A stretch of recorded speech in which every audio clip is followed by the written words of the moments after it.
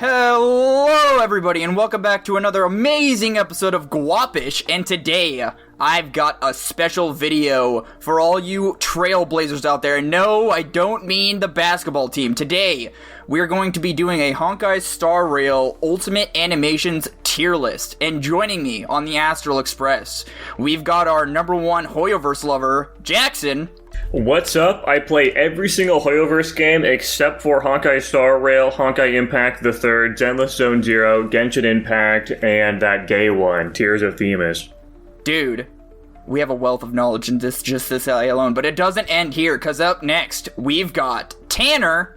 That's right, everyone. It's Dame time. It's about Dame time. And then lastly, adding class, culture, and character to this podcast, Nico. Yeah, I don't really care if they are Chinese. I don't think they should be naming their game after a racial slur. Yikes. And yeah, as I was alluding to, today we do have a Honkai Star Rail tier list here. Got all of our little ultimate splash arts here. And yeah, we'll probably just do the thing where we'll name the tiers as we go. Let's get a fucking F tier in there, though. I hate that it always defaults to D tier. Why isn't there always an F? Now, quite frankly, I don't believe there'll be an F tier, but, like, maybe that's just me hoping for the best here. Why is D tier above C tier? He just moved it. He was clicking on the wrong thing. I misclicked. It's fine. Check that out. It's easy fix. Dude, what's the F tier? Since I gotta change it from new anyway, what do we want that to be, boys? Failure. Smegma. I heard Jackson's. I'm just gonna go failure as default Fegma. as that is. Fegma? Yeah, you know what? Let's go with that one. Sorry, Jackson. Interesting. Right. So, yeah, I've got a video here. Luckily, it's very clear, cut, and concise. Obviously, this is where I got the video. I'll give the link to Nico. He could throw it in the description or something. But without further ado... I hate them. I'm not giving them any credit. They didn't fucking make these animations. Fuck them. There it is again.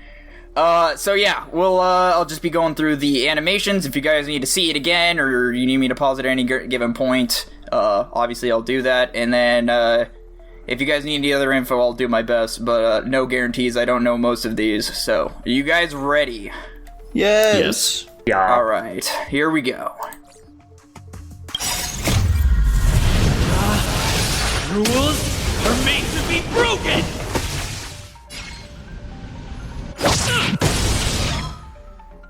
Oh, so his is... What? Yeah, so this That one's kinda lame. This guy, he likes to... So he goes into, like, you can make a choice. You can either do single target, or you could do multi-target. And, yeah, obviously the single target does more damage, multi-target, less damage across multiple. He's very basic. He's a starter character. He's the character you play as when you start the game. What are we thinking here? I just said I think that was kinda lame. I guess I should probably preface here first. Do they all just kind of like, they do their animation and then you have to like reselect attack like that? No. Well, okay. Some of them have choices, but a lot of them are more straightforward. Like not all like of you them do are... the animation, then they attack? Yeah. Okay.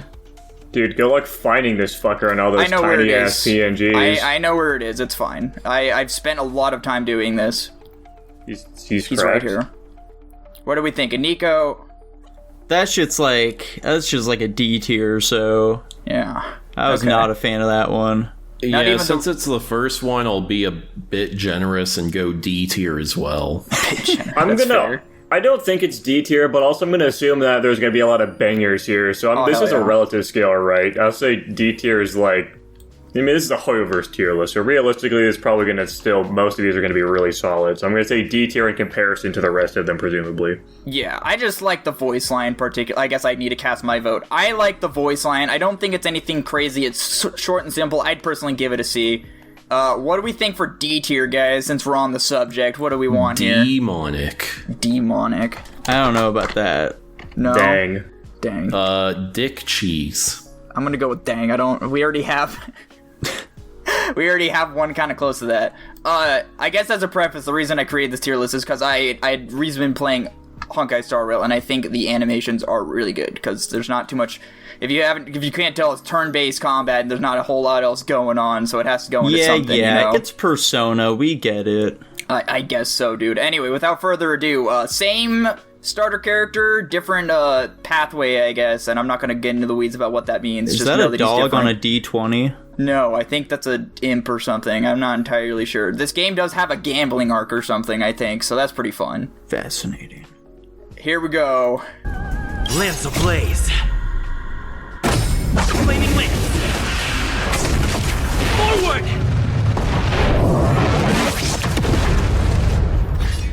There we go. already That a was billion times substantially cooler. better. Significantly cooler than the first one. Yeah, so like I said, some of them you get choices, some of them you don't. If you guys ever want to, like, know, sometimes the names of these are pretty cool, so if you guys want to know the names, I can read them off to you guys, but if you don't care, then I Blazing won't. Flare. I'm giving it a B tier. It was pretty good. Holy shit, Ellen jump scare. Oh yeah. You got to see my little background there anyway. So you said B tier. Yeah, I couldn't care less about fucking people saying the name of their anime moves, so yeah, I couldn't care less about the information. I'm gonna also Yeah, me say either. B. That was pretty solid, but I assume that we're gonna see some bangers later. Okay. I'm gonna go A. Obviously, like, I'm gonna need to calibrate my ranks as I see what this, what these characters have, but for now I'll say A. I mean, hey, that's pretty good for the starter character, you know. I think I'm gonna agree with B tier, though. Who hasn't technically chosen a thing yet? Bodacious. Nico gets the choice here. Here we go, Bodacious. I can't wait. There I we think go. that's how you... Hell yeah, I can It's spell close words. enough. Next up, same character, another pathway. Here we go. This one's a bit silly. The mood is set just right. Let the show begin! What in the fuck? Okay, so is that like a buff then? It What's is like this more fucking of a game buff, about anyways? Yeah. Turn-based combat. It is a buff. Why did it have the yes. clock thing from the Loki TV show? I don't know. It is pretty silly, isn't it? I'm gonna C tier for clock. C for clock, I gotcha. I'm also saying C. It's right in the middle. I think it's funny. Is it the same animation regardless of if you're a dude or a woman? You have like the choice, right? The starter intro is different, but the execution of it is the same. Okay. Alright, so Nico Yeah, I'm said... saying C. I think it's funny. So 2 C's. I'm gonna go D. I wasn't super impressed with that. I do not think it's better... Well, I do think it's slightly better than the original, so I'll also give it a C tier. Whoa. Alright, boys, what's C tier gonna be? Let's get creative here. Clock. Oh, yeah. Clock's pretty... Cunt. Clock isn't gonna make any sense, but hey, it doesn't have to. Alright, next up here. I do believe it's the last one. I do like this last one the most. Do most characters have like 4 different animations? Or is it just because he's like the main character? It's...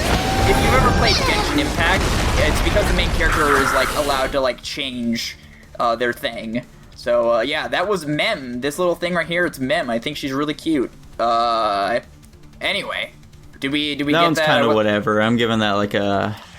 It's a C or a D for me. C or a D, huh? Okay. It's just kind of big hit.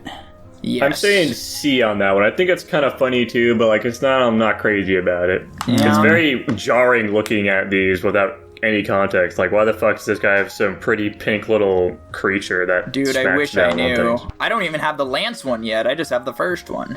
I like this one a bit more than you guys. I'll probably go Bodacious. Bodacious. I agree with C tier, unfortunately, so I think that's where he's gonna stay.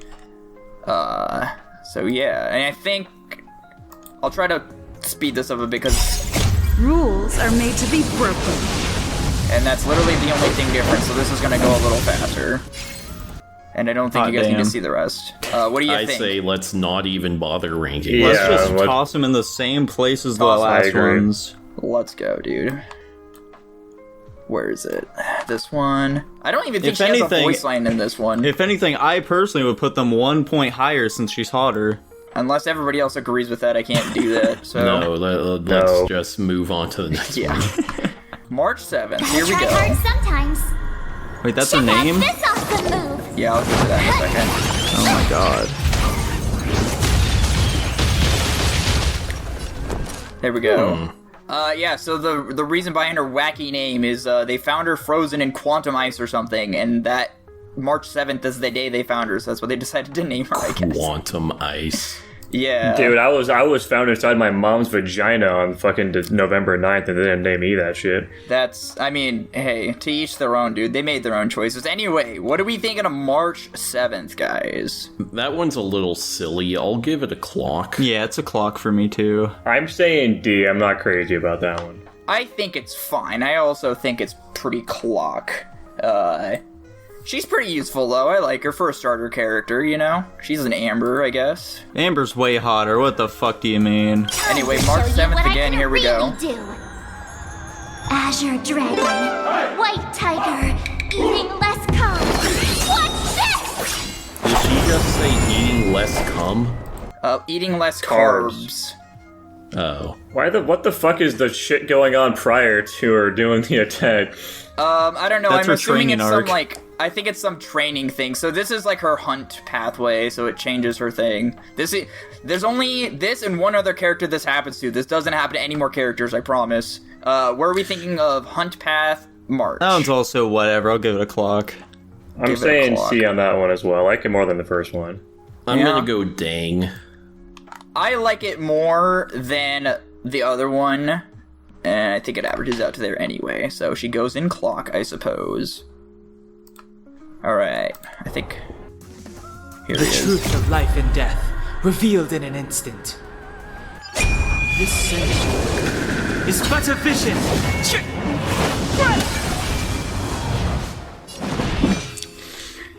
I like the way in which the scenery changes for it, but at the same time, it's just another big hit, and it's not done particularly impressively either.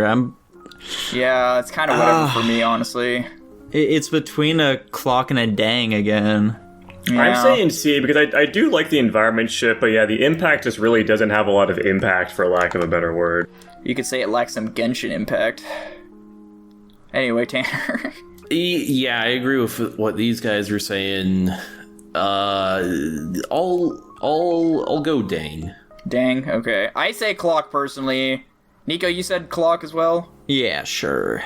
Okay, clock he goes. Awaken dormant scales. Delve hidden moon. World dragon.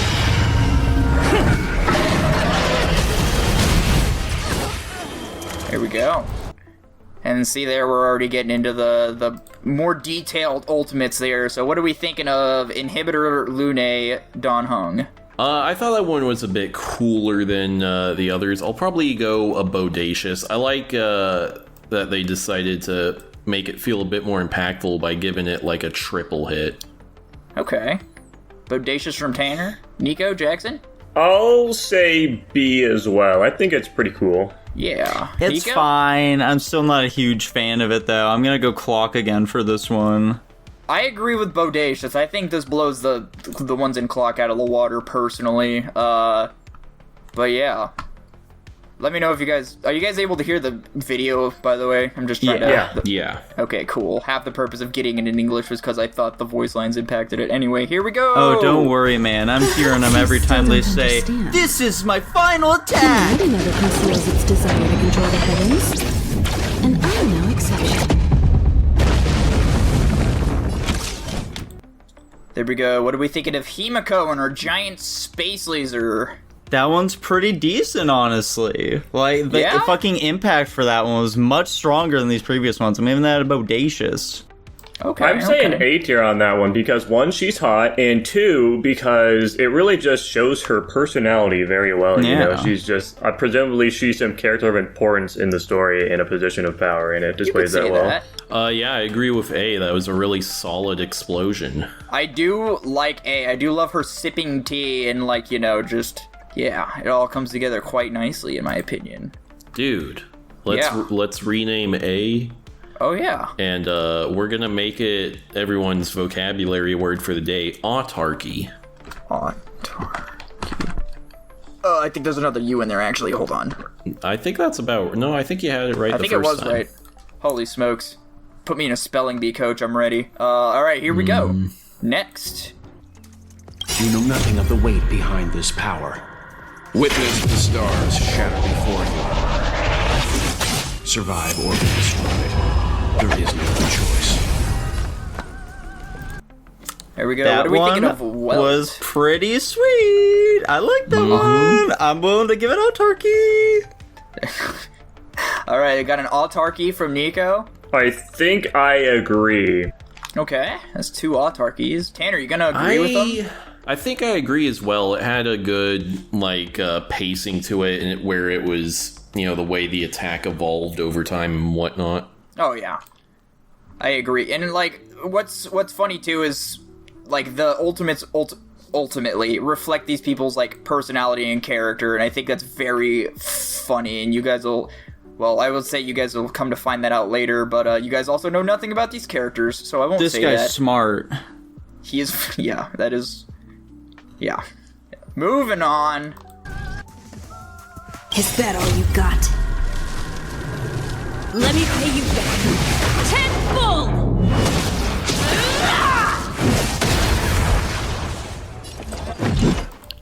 Alright, what do we think of Gohan? Yeah, one's a and his lot big weaker than the electric previous sword? one. Honestly, D. I think it's maybe just because of the comparison, but that one's kind of whatever to me. Yeah? Dude, I'm even gonna go Phegma. That was fucking boring. Yeah, Arlen's is. I remember he's like one of the guys you get to try out at the beginning of the game. And I remember using him, I was like, dang, that was very underwhelming for a character that's not base game. You were like, dang? I'm also giving him dang. Yeah. I assume he's a 4-star. Yes, he is. So Tanner gave it a Phegma, but he still lands in dang because of the 3 of us. So, very cool. Alright, next up, Asta. Everything is ordained by the stars. Oh, profound secrets of the stars! Give these trailblazers your blessing! Boo! Another buff. Fuck you. Dang. Dude, Asta's a cutie, though. She gives everybody a speed buff. You get to attack before the enemy team. What's not to love about that? I don't still have her on care. my It's team. not cool looking. I thought it Yeah, looked I pretty agree cool. with dang. Dang. I'd say C, but I think the thingy she does looks interesting. Yeah, I also agree with C. We're gonna round up because I feel like it. Or I could round down and change it up. Next up, I don't remember. Do you know who I am? Ever see a diamond this big? All yours!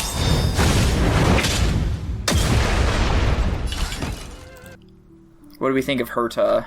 I'm Herta that I didn't like it more. I like that the diamond or gem, whatever the fuck that thing is, had cat ears. That's cute.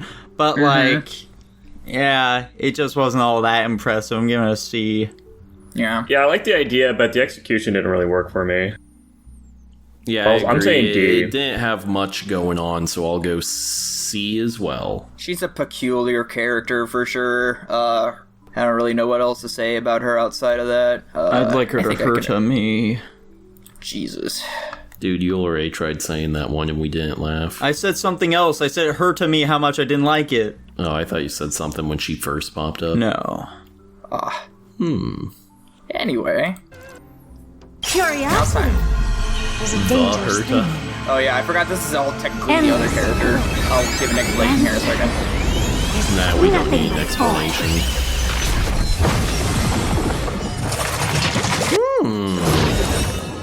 The door to a whole new world. Glimpse the unknown for a moment and let it captivate you. There we go. What did we think of the Herta? Significantly Are we ranking both cooler. of those Yeah, as so like one? it's because it's just built into her kit. When some of these characters do ultimates, they get an addition. So hers is, whenever she attacks, it just does an extra big attack on top of it. Oh, okay. I really liked the effects work there, the sort of wispy purple and whatever. I thought it had solid coloration, and the frame of like her and all those windows blasting it. I thought that was all pretty cool. Mm-hmm. I think I'll go ahead and go autarky. Okay. I won't be quite that kind. I also thought it was cool, but I'll also let Jackson go first. B. I'm also man. thinking B. I'm going autarky. I think it's really cool. Plus she's a magic... Well, I can't say she's a magic user, because that's technically not true. But she gives that vibe, and I appreciate it. and she's not a robot. She uses magic that one. isn't technically magic. It's a weird science space magic or whatever. It doesn't matter. I know Nico's gonna make a joke about this when the video's over, but this I want her to ruin me. Yeah, there it is. I've been dreading this for a week. Anyway, here we go. Every petal in life's garden will be swept away by the wind of time. God damn it, she's hot though. I'll give an A. I was expecting that. I will say that was one of the better, like, support buff ones. Yeah? I'll be kind and go bodacious for that one. I'm just saying C. It was just kind of whatever to me. I like the idea, but it's nothing really crazy going on. Yeah, unfortunately the buff characters don't get anything super crazy, except I'm gonna be biased about one. But yeah, I think this was pretty good. I think that'll be. No, you don't. You know who it is, but we'll get there when we get there. Let's move on. SAS Perkibi. Dr. Ratio, fuck Dr. Ratio is the funniest fucking thing I've ever heard. Dude, he does architecture and shit or something. I don't know. That's what do we so think of funny. Dr. Ratio? It's like, it's a really lame one technically, but it like the name combined with that shit is hilarious. So I'll go clock. Okay. It's pretty funny to me too. I'll go bodacious. Okay. That's pretty high. I'm gonna say C. I'm also gonna say clock. I think it's cool, but like it's nothing crazy. Yeah, Dr. Ratio is there are some goofy names in this. Just in time. Just a little something. Think nothing of it. No! Not a threat. You good there, Nico? You like that teddy bear? She what do killed we think the of teddy Dr. bear, Mommy? what the fuck? She did it for the greater good of the group. What do we think of Dr. Mommy? Obviously, that's another support. It's actually a heal. It's not really a support. Well, either way. It's whatever. It's C. Yeah. Dude, she's hot, though. Regardless. Damn. Unfortunate. Why the hell is she out of order? That doesn't make any sense. Whatever, I found her anyway. Yeah, I'm gonna go dang as well. Yeah, I was gonna say. I haven't been paying attention. Yeah, I think, Jackson, also, you also gave a clock? Yeah, I gave it C. Yeah, I'll agree with that. I think it's agreeable. Anyway. I want to protect everyone too. Is this that bitch from Fate? I don't know. It is. The vocal performance of this one sounds fucking terrible. I'm saying Fegma on that one. That one was bad. Yeah. Was that like an install or something? What was that? I'm not entirely. What is it? She takes less damage, I guess, is the TLDR. Okay, oh, so and she it has was a an counter. install. Yeah. Okay, so let's Fegma, I guess. Is that everybody's thought process here? What are we thinking? Yes. Damn. Okay. Give me like. I have a very. He's running the cows. He put that shit in S. I didn't. I'm just trying to find her. Based on my list. There we go. Alright, moving on. Next up, we have Lynx. Away. For a tough case like yours, we're gonna try them all! Is that suppository? This is the Yes, work it of is. life. Good luck getting that one up in there, though. We got another healer support character. Where we? She's kind of cute. I like her little anime, like, wind pose there. I think it's very funny and very cute. What do we think of... Damn.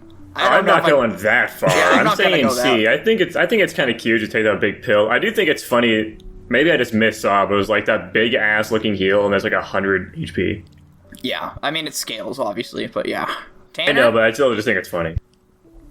Yeah, I agree. The big pill is pretty funny. I'll go ahead and put it in clock. I'll also put it in clock. There we go. I like Lynx though. She's pretty cute. All right, next up. In the name of Landau, here's a code. Pardons the will. We shall never fall! You see, that's how you do a buff. That one was so much cooler than the previous ones.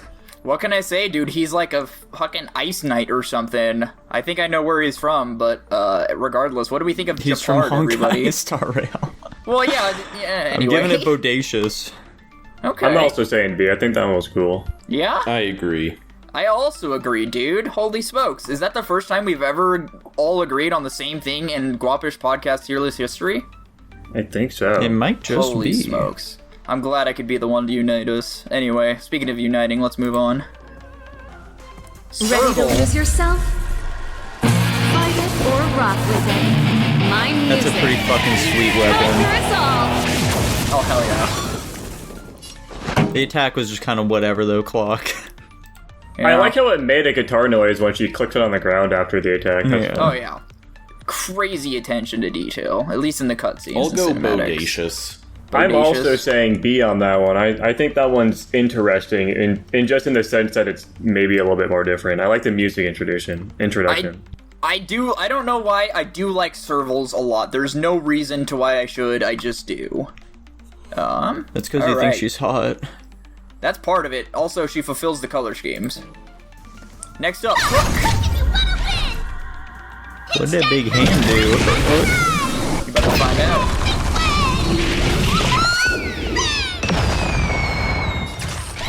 It's okay. I'll say Clock. Yeah, I don't know about the actual impact of that one. It's kind of just taken up by a big ball popping up where you expect a big fucking damage thing to happen. I'm saying D on that one. Not a crazy big fan. Holy smokes. Dude, honestly, I like that one. I thought it was funny. I like the way she gets dragged behind her fucking hand. I'm gonna go bodacious. I would also say bodacious, but I think she lands in Clock, unfortunately. So there she goes. Love Hook, cute little character. Moving on. Next up, What are you waiting Sambo. for? The customer is king. Sambo. And for me to portray the king, well, you gotta make it worth my while. What do we think of Sampo, guys? He's a pretty funny character. I'm kind of having a hard time discerning what the fuck he was doing.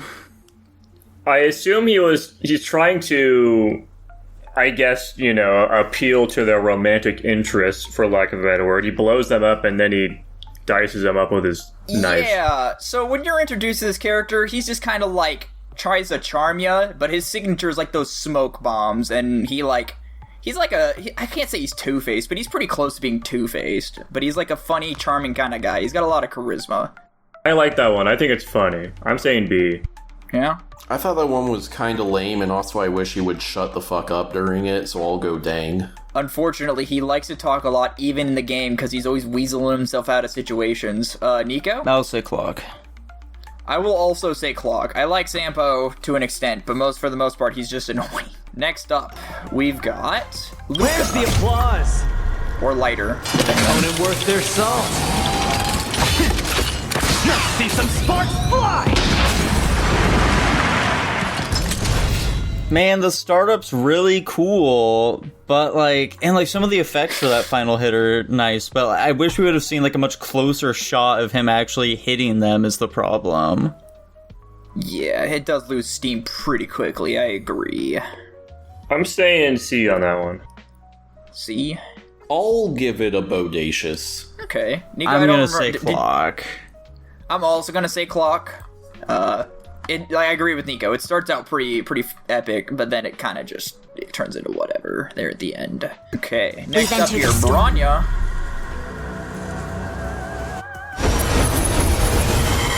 To guard and defend. Crush them!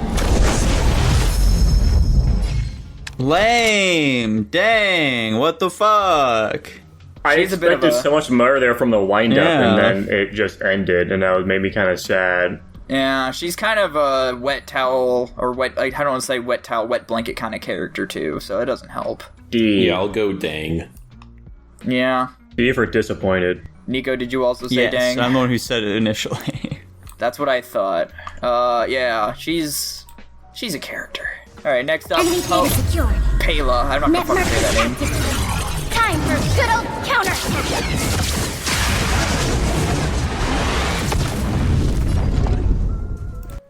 It's fine. I'll give it Clock. I'm a big Pela stan. I think she's a cutie patootie. Her ultimate left stuff to be desired. I'm saying C. Dude, it also debuffs and removes buffs from the enemy team, though. Who cares? C. I'm looking at the visuals.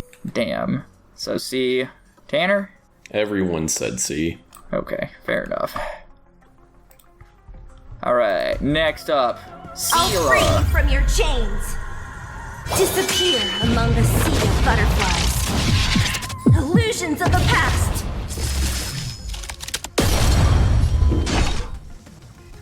That one was pretty cool, but I'm gonna be honest, the fucking voice was annoying as shit in it. Dang. And that knocks it down. I would have honestly said like fucking A tier. I like the speed thing going on. I'm knocking it down a tier to B though. I agree with Jackson, but I've been ignoring the voices entirely, so I'm gonna go autarky. Okay. I'm also going autarky. It was pretty fucking sick. I'm a big fan. I agree with Bodacious, but it gets dragged up to autarky, so there we go. Will we get an S tier? Will we, I was gonna say, will we get Could an it F be tier? We already did. Kafka? No. Definitely Damn. not. Is this gonna be Kafka? God damn it, Dan! I was gonna make that joke. Too bad I don't understand. Here we go. Oh, what's This up? character is a crowd favorite. Interesting. I can see why just from her back. She's incredibly popular. Let's see why here. Let's watch. Good times never last.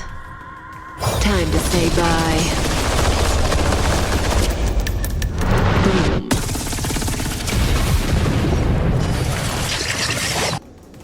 Yeah. Alright, what do we think of Kafka? Damn. I like her a lot. That Damn. wasn't Kafka-esque at all. I'm sensing some at least autarkies here. I wanted a Kafka on my dick. I have seen this ultimate animation so many fucking times. I've never seen it in English though. There you go. I did you a service. I do like Probably. a little boop thing. I think it's fun. I think she's hot. I'm saying A. There we go. S tier! It was fucking sweet. I like it a lot. Alright. Tanner, what say you? I thought it was pretty good. It definitely saved it at the end there for me. I'm gonna give it an autarky though. I will also give it an autarky. I'm sorry, Nico, but that is where she's gonna have to go. Alright, next up, Blade, and not the Daywalker Vampire Slayer.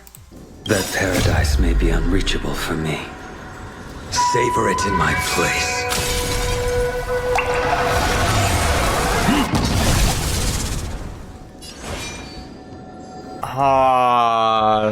I like the sound design of the actual hit itself. Yeah, that final fucking impact though. God damn it. That could have been so cool. I have to give it Bodacious. Damn. I'm also saying B. Okay. I'm also saying Bodacious. I can agree with Bodacious. I like how it at least reflects like the enemy he's attacking. They like to do that shit a lot, where they'll include the enemy you're targeting. That'll come in handy later, so keep your eyes out for it. Anyway, probably Nico's top favorite outside of Kafka. We got Silver Wolf, aka the gamer girl. She's so This cute. combat needs optimizing. At this speed, too slow.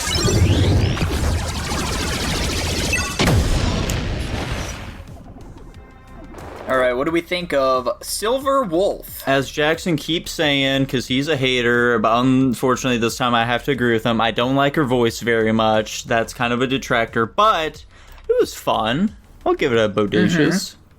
Okay. Personally, I don't think the voice really annoyed me at all on this one. I think the idea is fun. I don't really like the final actual hit. I think it's kind of lame, but I do like the setup where she's playing a little rhythm game. I'm going to say B as well. Okay. Tanner? Yeah, I agree. I'm gonna go B. I thought it was alright. Dude, we're so in sync. Yeah, I really like Silver Wolf. I think hers is pretty cool. She's a little hacker. Alright, next up, Firefly. And yes, this is a woman. Just FYI. Like fireflies to a flame, life begets death. I will fight for myself until everything burns to ashes! No! Ignite!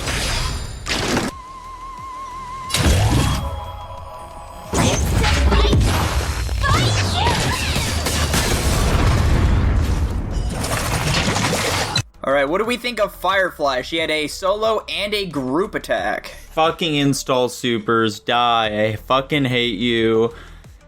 It's not even an install super. What are you talking about? That first one looked like it. I don't fucking know. No. I just No, that was her I single just gotta target. say it by what it looks like, man, and that's what it looked like it was. It was Well, I'm sorry. fucking whatever. Clock. Damn. I'm so disappointed.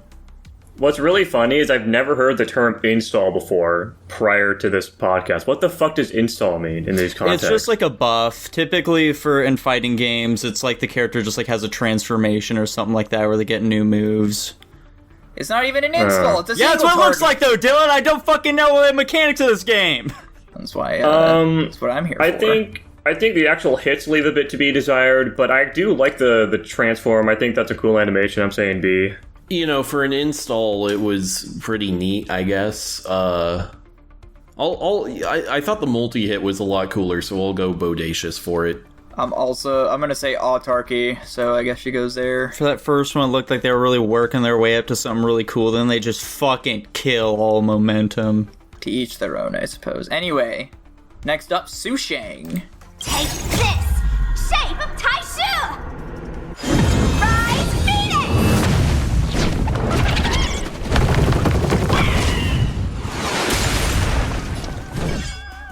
It's pretty silly. I'll give it that. It's pretty silly. I'll give it a Bodacious. Holy smokes. I'm saying S tier. Oh. Interesting. I think I'm only gonna go Clock. I am also gonna say Clock. Jesus, what is this? I think that's still Bodacious. Would you guys agree with that? Sure, why not? Yeah. Alright. Personally, I'd knock it up higher, but that's just me. I mean, I don't know, man. I don't know. We can come back to that here in a second. Next up, Ching Cho. Look at the draw. Please, please, please, please, please. Looks like victory! What do we think of Ching Cho, guys?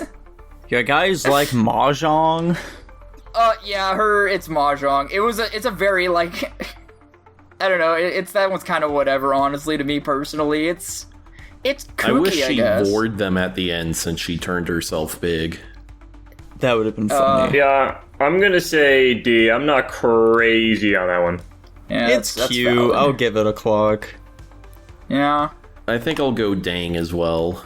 I think I agree with Dang. It's just it's so underwhelming at the end of the day. Guys are just haters. You don't understand how hype it is to get a trout in Mahjong. Maybe you could teach me someday. Next up. Next episode, we're doing a Mahjong tournament for the podcast. Dude, there we go. Write that in the topics. Or, no, I'm not going to plug it here. Next up, Hanya. Of the 10 Lords. The 10 Lords decree. Hereby ordained. What? Fuck you. She's another buff. D. Dang. Unfortunate. Who could have seen this coming? I'm saying I'm even C. gonna go Phegma. What's wrong with you people? I think it was fine. I'm saying C. Yeah, I don't think it was super offensive. I think you guys are being a little harsh. I agree with Jackson on Clock. I think, unfortunately, still drags her down to Dang. Truly unfortunate. It's okay. We'll win one of these support ones eventually, Jackson. Next up here, Zui Yi. By the order of the 10 Lords. Execute the Marastruck!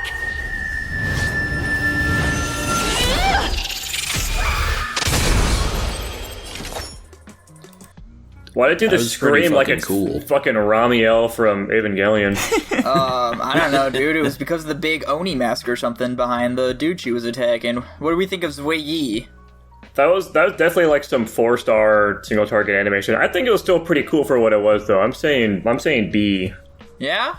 I can agree with Bodacious. I'm even gonna go Autarky. I really appreciate that really cool shot where it's like stretching out into the distance and it's like more over the shoulder. That was like really unique compared to the rest of these so far. Yeah, I agree, but I'm still gonna put it in Bodacious. Alright, next up. Guinevere. It's never too early! For a Happy New Year! I like how they all just fucking fall over afterwards. What do we think of Guinevere, guys? It was cute and silly. Yes, it was. Personally, if I was one of the enemies, I'd simply not let them run around in a circle and blow me up. Dude, they were covered in a smokescreen. You couldn't see what they were doing. Yeah, I think it's cute, but I'm not like crazy bad. I'm saying C. Yeah, C. Okay. C. Tanner? I'm gonna agree with both of them. I give it a bodacious personally. I think the little cute little dragon pup things are helping, but yeah, it is a little much at the final impact. Alright, next up. Whoa, whoa. Move aside, amateurs! Veins or death! I'll crush them all! Dude, speaking of insults. Yeah. What do we think of Whoa Whoa? Phagma. Damn. That one was very whatever for me. I'm saying D. I'll agree with Dang. I'll agree with Dang. I at least like her design and all that. It can only go so far. Yeah. Speaking of designs. Oh boy, you can kind of see it already. Next up. Fugue! Fugue! It's actually Ting Yun, but you're close. I like Fugue better. Wonders I know, to me raise too. your spirits. Good omens, fight as one. Phagma. What do we think of Ting Yun? Phagma. Oh my. That was fucking terrible. That was the lamest one we've seen so far. Awful. Barely anything. She did a little dance and then put a little thing on him. Who cares? Yeah, Tanner, Phagma. Okay. I think she's a cute patootie, or my goat's coming up here, though. Yeah, Fugue is up next. My Kitsune. This is probably one of my favorites, personally. Dreams of a past life are now all gone. Though life is as a speck of dust, it dances still in grace. Was that a chef robot T-Rex? Dude, I think so. What the fuck are you talking about? Personally, I'm saying Esther, and that one was sick. I think the dance is very pretty. I think the unravel into the big burst was cool. I think the sound design around it's really good. I think Fuchs hot as fuck. I've got a massive rock hard boner right now. I'll leave the floor to you guys. You're overselling it pretty drastically here. That was a bodacious. It was cool, but like, we've seen much cooler. I don't know if I agree with that. I disagree, dude. I think that one was pretty sweet. You just want to fuck her, dude. It's all, and I think that one's legitimately cool regardless of her design, man. I genuinely think it's fucking sweet. If she looked like fucking, I was about to say Monte Carlo. If she looked like fucking Quasimodo, you would have not been nearly as hyped as this. Wrong. Anyway, Tanner. I thought the explosion was pretty solid. I'll give it an autarky. Dude. I would also give it an S tier, but I don't think that drags it up, unfortunately. Dude, we'll get one of those S tiers eventually, those fabled S tiers. But will it be Luoka? I guess we'll find out. Eternal sleep is not the end. The dead will return!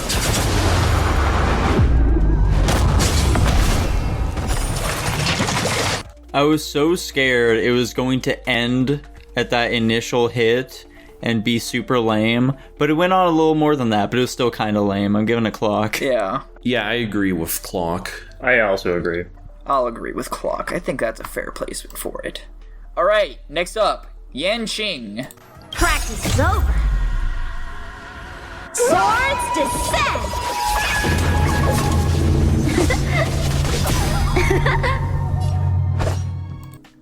Alright, what do we think Shut of up, child. Stop laughing. I don't care about your whimsy, C tier.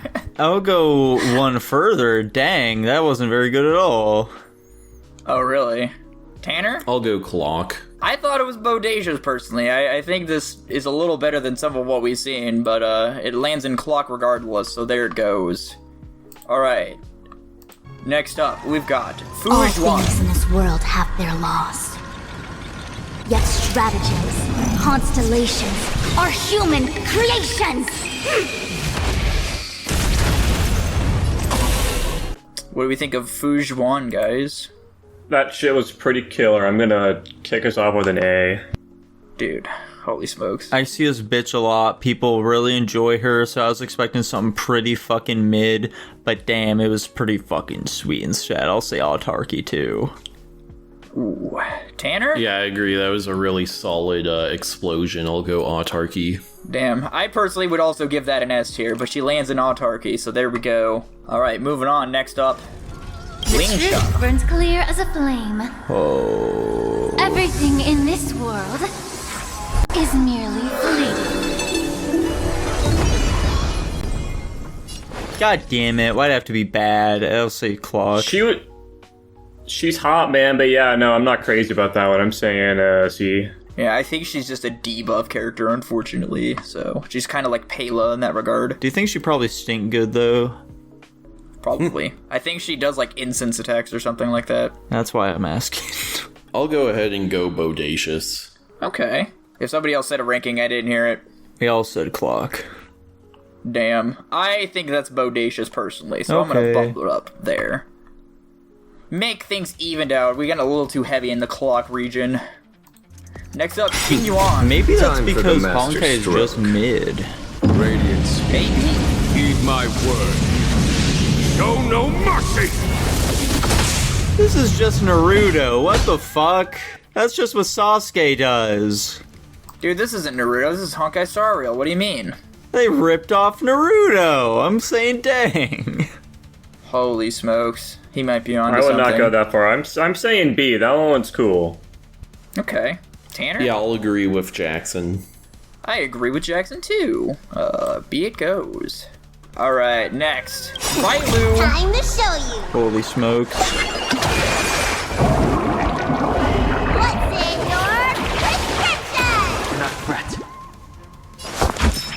You know, there was a lot going on for just a big buff. I'll say bodacious. Dude, I love Honestly, Bailu. She's a 1.0 character. I don't know why I said that in such a weird accent. She's a 1.0 character, and I definitely expected a lot worse. I probably have seen that before, given I have that character. Me but too. I have no memory of it. I'm saying B. I think that one's pretty good for a random heal. Yeah. Tanner? Yeah, I'll agree with bodacious. It was solid for a heal ultimate. Hell yeah. Fun fact, she's the reason I started playing. Well, it was a long time ago when I saw her, know. but... Next, we've got I venture forth to hunt. Always soaring. Forever triumphant! This is a two-part, by the way.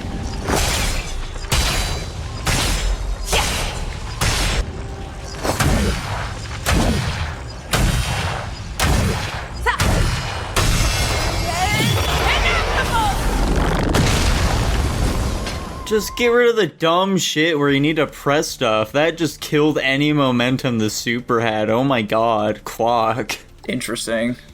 That's definitely very harsh. I am not a fan of the... I agree with Nico. It does hurt the momentum a bit of it, but I think all the surrounding effect is still very solid for me. I'm giving this an A. And that's not anywhere near harsh enough. Oh my god. Yeah, I agree with both of these guys. I do think the explosion at the end was cool enough that it saved it mostly for me, so I'll go autarky. Yeah, I personally would also still give this an S here. The segmented portions don't bother me, but I'm a very simple guy, I guess. I guess she lands in autarky. Insane. Alright, next. The wind is rising.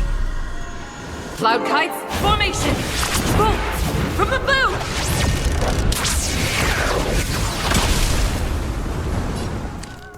D. Yeah, lame as fuck. Clock, I just kind of think it's really basic. Okay. I also think it's clock. Yeah, and really basic's D. Yeah. I think... to each their own. Clock is just pretty basic. Most of these have decent production. I'm like this, like I said at the start, at least for my list, you guys can rate them however the fuck you want. D is like still like it's whatever. It's very serviceable. It's just like bad compared to some of the other ones we've seen because most of them are good. Yeah. I'm ranking them all against Dragon Ball Fighter Supers. I don't... whatever. I'm not one to judge in that regard. Yoon Lee, here we go. I'll melt it all down.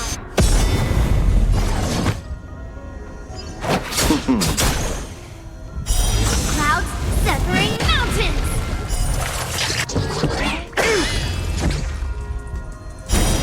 Clouds cleave the path.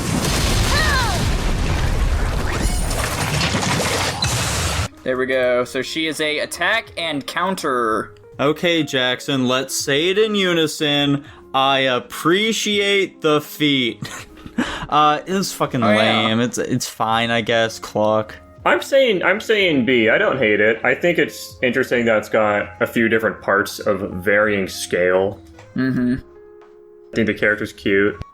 Yeah, I thought the last part was pretty solid. Was that first one just like a stance change? It's not a stance change. So whenever she activates her super, if another character attacks a guy, she also attacks it. But if she gets attacked, she counters, is how that works. That kind of just sounds like a stance change. I'm gonna go bodacious. Okay, I agree with bodacious. I think for when the animations happen, I think it's very good. Next up, Mose. Time to reap. Where the wind whispers. You cannot hide. Darkness, charmed. I believe that second one was a follow-up attack or something, so I don't think that was actually part of the ultimate. Okay. I'm not crazy about that one. I'm saying C. I like my edgelords, but that one was very underwhelming. I'll say dang. Wow, that's pretty low, actually. Yeah, because it wasn't very good. Yeah, I'm also gonna go dang. It was just kind of a big hit. I don't know, I think it's clock. I think it was pretty well done. Jackson, what did you say? I said C. C? Okay, I'm gonna also say C. In clock he goes. Alright, next up, Jingliu. All will be revealed. In lunar flame.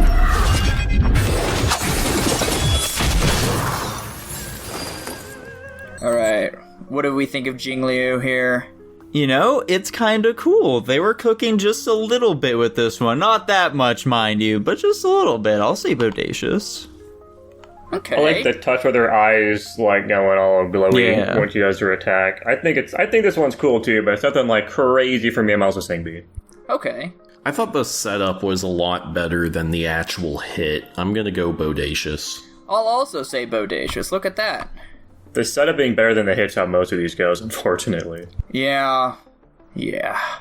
Alright, next up, Jiaoqi. I'm honored by your presence.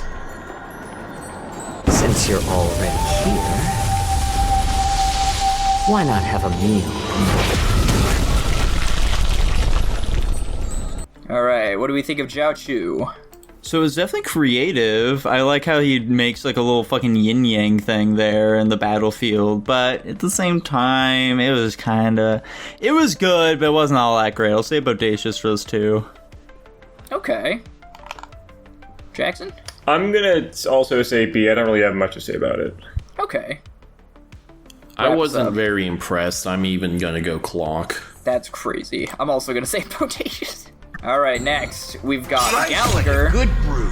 A Tanner favorite, quite personally. My friends, indulge yourself.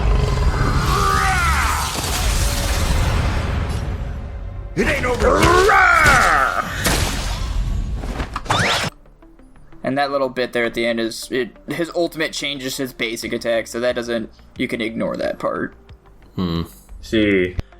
D, actually, I stand corrected. You said Yeah, D? dang. Okay.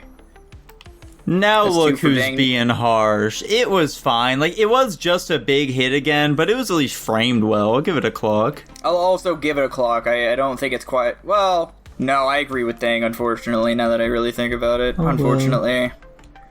Gotta round out this tier list somehow, though. Next up, we've got Black Memories are Swan. ever changing. Beneath the Dude, she's gonna silent make some waters kind of event. lies an endless abyss.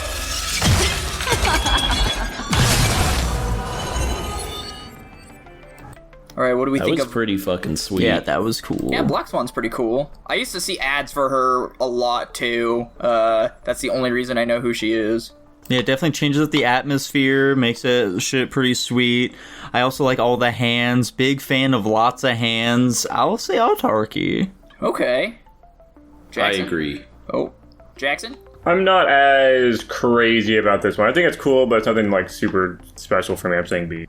I'm gonna agree with autarky, unfortunately. I like her design, I like the environment change, and just the effects going on overall. Alright, next up is Misha. This is a dude, in case you guys are questioning. Yeah, I'm questioning. That's why I think he's hot. Anyway. I'm running away!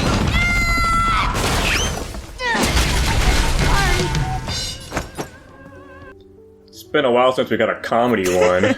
Yeah, so what do we think of Misha, the bellboy? I'm gonna put him the clock for comedy. I like his little icon at the bottom where he just looks so shocked. Yeah. I'm saying C for clumsy. Tanner, what's your C word for Misha? I'm actually gonna go dang for doofus. Dang, I'm gonna go C for... Cunty. No. Definitely not. Moving on, I couldn't think of a C word. Next up, we've got Sparkle! Hide and seek. 1,000 faces in 1,000 places. Can you find the answer? Unfortunately, she's a support character. She's a little cute support character, though. She is. Nico, you're awfully quiet. I can sense your disappointment. Let's hear it, man. Pour it out to us. It's not disappointment. It's pure bliss. I'm giving an S tier for Sparkle. Okay, this guy's fucking coping. I think this one is alright for a support character. I think she's cute, but like, it's nothing crazy. I'm saying B. I'm also gonna say B. Tanner, you said dang, right? I'll just assume that's a yes. Ignored. Next, we've got Sunday. This mortal form. I thought that was gonna be it. Watch over you and guide you on your path. For support, it is kind of cool. I'll say I'll go bodacious. Why not? I've been pretty harsh throughout this tier list. Sparkle made me a new man. I'm gonna say A tier, specifically just because there's like this one image I send to Dylan all the time of that character holding a tiny little cute Robin, which is another character in this game. Yeah. And I did not know it was part of this guy's ultimate. Honestly, that's a pretty solid reaction image. I'll go bodacious. It had a decent amount more visual flair than other supports. Yeah, I can agree with bodacious. All right. Next, Robin! Hell yeah. Embrace. Tonight, the stars echo because of me. Rise up into my Get the little effects back there. Anyway, we're gonna stop it there. I'll have to skip a little. What are we thinking of Robin, guys? I mean, it's fine. I'll say clock. Okay. Yeah, it was just okay. I'll go clock. Okay, Jackson, Okay, this is where you be a contrarian and say, come on, guys, I think it's a little better than that. I'll say bodacious. No, I'm completely indifferent to this one. I say also C. Okay. Even like the introduction of like the music into it, I don't think is like incredibly well done. That's fine. I expected this. Acheron! I don't need to pause it. I don't know why I did that.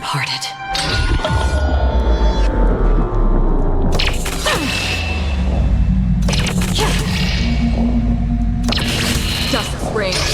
The two shall fall. Alright, what do we think of Acheron, guys? This game's Arlecchino, as it were. Okay, so A for Acheron. We've seen one of these before where I had complained about that shit killing the pacing, and it did a little bit for this one too, but they do switch up her positioning, which helps it a lot. So I'd go autarky for it. It was pretty fucking sweet. Yeah, I'll go autarky as well. Yeah. I quite frankly give this an S, but... I'll give an S2 then. Holy smokes. And Acheron takes a first place in S tier. What are we naming it finally, guys? After all this time. Sex. Yes, sex. Yeah, alright, there we go. Perfect. Just what all of us wanted. Next up, Boot Hill. There's no reasoning with you bunch anymore. Oh my god. There are only two kinds of people in the world. Those with a loaded gun. Those who dig their own grave. Does the wanted poster change based off of what enemy he's targeting? Well, if you remember from earlier, the answer to that question is yes. That's fucking sweet. I like his gay-ass pose. This man's a fucking fruit. And it's Pride Month, so I'm gonna bump him up one extra tier. I'll say autarky. There we go. Jackson? I think it's B. Oh, okay. Tanner? I'm gonna go autarky as well. I agree with autarky. I think it's got enough flair. Some pretty good one-liners. Alright, next up. Parappa the Rappa. I think she's another gamer girl. I couldn't tell. Jutsu is ever changing. Dude, it's so obvious. Secret technique! Dazzling obliteration!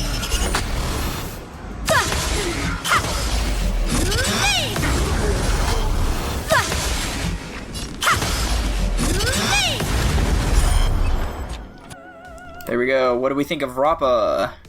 POV, I'm killing you.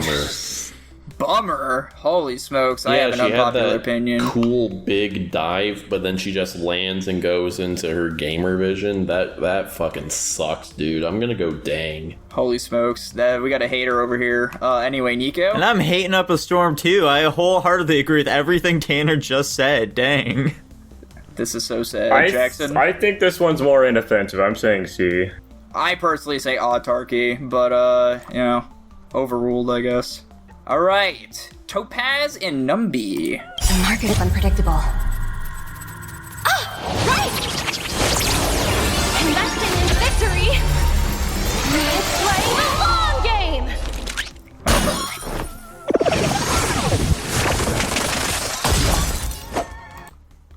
There we go. What do we think of Topaz and Numby? It's kind of fun. I'll say clock. I'm saying C. It's whatever.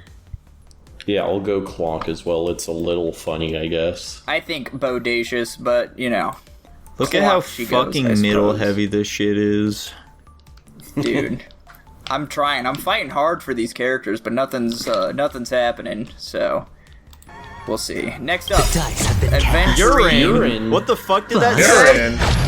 It did say urine. His name is Aventurine, though. Take it off! Watch your head. So that was Aventurine. That thing at the end was a follow-up attack. What do we think of Aventurine? He's fun. I'm gonna say B.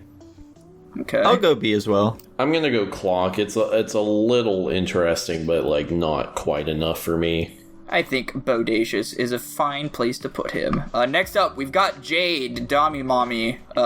Here we go. We have a deal. There's no backing out now. For me. Initially, I was gonna say she doesn't look that dommy, but Jesus. Oh, just you wait. It gets worse. Gets worse? I mean, kinda. Oh. Yeah. She got a follow-up attack that she whips people, and then a giant snake comes out of the ground and chomps them. What do you think of Jade, guys? I'm gonna go sex. I wish she'd eat me with a giant snake. Good lord, you guys are animals. Tanner says sex, because he's into milfs Dude, or I want something. her to eat my giant snake. Nico, you seem particularly interested. What do you think? Bodacious. It was good. Okay. Jackson? I'm saying A. That one's pretty cool. I also think it's A. I think it's fine. It's, you know. You think it's fine, so you put in A? You know what I mean. I put it in A. I think that speaks for itself, quite frankly. Bong bong? Come on, you can't put that in a Chinese game. I don't know, man. Next up, Till I see that light once more, I will protect all beauty in the universe. I will protect all beauty in the universe.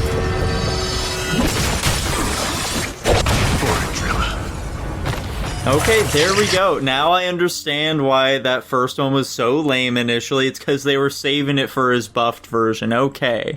It makes sense now. Yeah. It was cool. I'll say bodacious. That was a setup ult. Yeah, I agree. I think it's neat. I like the white and red theme with the roses. Oh, yeah. I'm saying He B. has a cool design as well. Also, like, what the fuck are the designs in this game? They seem so wildly different from one another. Like, some of them are just, like, medieval. Others are, like, fucking futuristic. A big focus of this game is visiting planets, so take that in mind, I suppose. Tanner? Honestly, I thought this one was kind of whatever. I'm gonna go clock. I agree with the other two. I think it's bodacious. Because you didn't want to have sex with him, Tanner. That's your problem. Yep. Alright, and then we've got this game's Hera, Aglaia. Countless threads, all within my grasp. Thus, your fate and mine become one. Life, so fragile like a wisp of silk.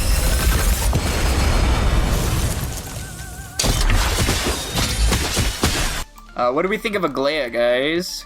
C. C? Holy smokes. Yeah, I don't know. That one didn't hook me very much. Damn. Nico? I'll go bodacious. I'm also going bodacious. Okay. It was pretty cool. Okay. I also think it's pretty cool looking. I'll agree with bodacious. Does this one have an ad on it? I don't think so.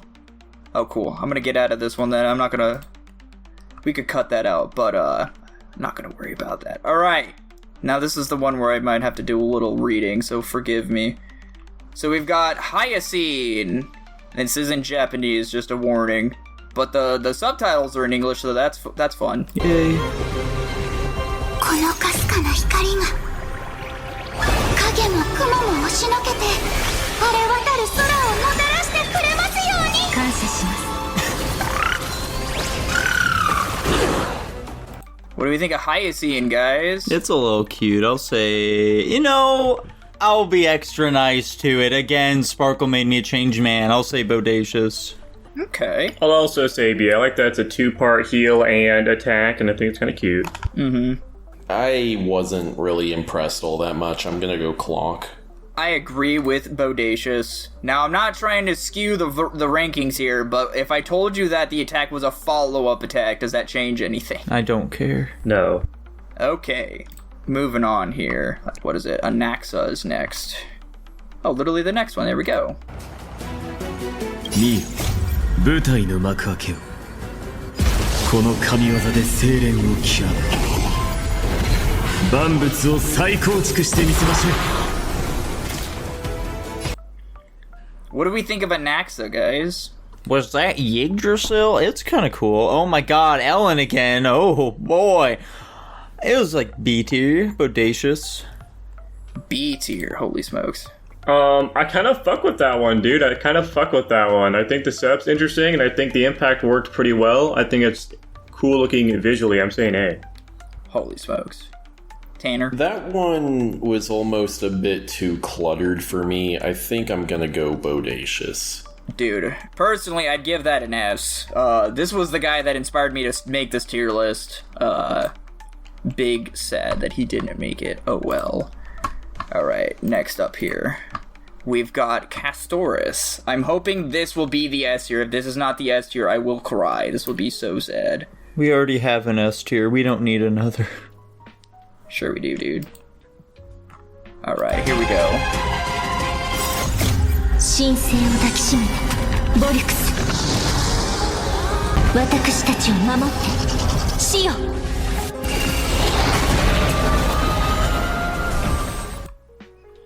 What do we think of Castoris, guys?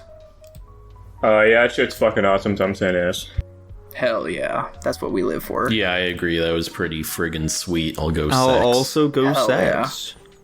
Yeah. Dude, I freaking told you! I agree with sex. I think. Yeah, it's definitely hands down the best one we've seen so far. Yeah. Surprisingly, though, given she is one of the more recent characters. Again, I don't mean to ruin it, but they did cut out the part where it's a segmented attack. So, glad Thank God glad I for could get an that. S rank. Yeah, basically the dragon just does a big breath attack over and over again. That's all you need to know. Anyway, next up, Tribby. These three are cute. I like them a lot. そろそろ使います Oh, they're 3 little characters. せーの西風に乗って出発 What do we think of Tribby, guys? I was about to say, why hasn't Honkai done more characters like this, where you're controlling like multiple? It's because in all the other games, you're like actually controlling the character, and that'd be weird. I thought it was neat enough. It was kind of whatever, though. I'll say clock. I'm gonna say B. I think it's funny. Tanner. I thought it was pretty basic. I'm gonna go clock. I personally would go autarky, but I guess they go in bodacious. Alright. My Day is next. Where's My Day? I wish I knew these characters. This guy looks pretty fucking cool.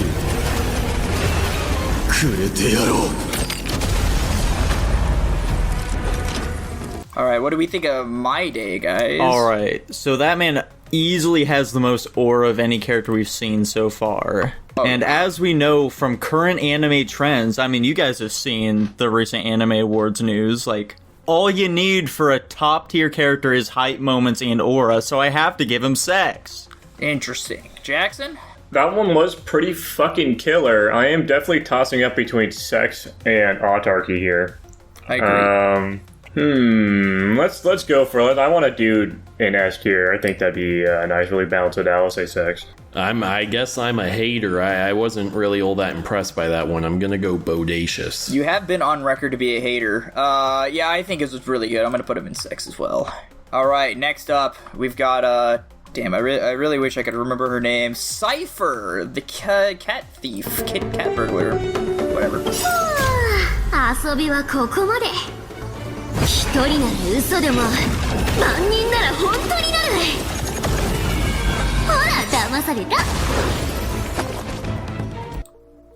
What do we think of Cypher, guys? That speedster shit was cooler than anything we saw in any of the Flash movies we've watched. Like, oh my god, I'll say autarky. Dude. I like a little pose at the end. I think it's kind of just whatever for me generally. They'll say B. Holy smokes. Damn. Yeah, I agree with Jackson. I like her little pose at the end, but I didn't think there was much impact during the rest of that, so I'll go bodacious. Dude, I like her little design. I like her moves. I like the cute little thing at the end. I think it's a nice end to it all with the explosion in the background. I think autarky as well. Well, there we have it. Everybody, this is the official Honkai Star Rail Ultimate tier list. If anybody says otherwise, they're wrong. Send them our link to this video in their comments and have them watch this, and they will weep with tears, realizing how right we are. But yeah, I think with that out of the way, speaking of ultimate cutscenes, I think it's time for some ultimate cutscenes over at Guapish at the Movies. Guapish at the Movies? Well, Flash, once again, it looks like you're the bottom, and I'm the top. Jackson, old chap, what did we watch this week? The Patreon pick this week, as requested by our lovely Patreon, Lava Skin, thank you for the request, was the 2011 film We Need to Talk About Kevin. And if you'd also like to get your movie watched and reviewed by us, please go to guapish.com/Patreon or patreon.com/Guapish and get your movie in the queue for only $1 a month. How exciting. This movie is about a mother coping with her psycho fucking kid doing some horrible shit, and it also non-linearly tells the story of the titular Kevin's upbringing and what potentially caused him to do the act. Fun fact, this movie was shot in 30 days. Oh.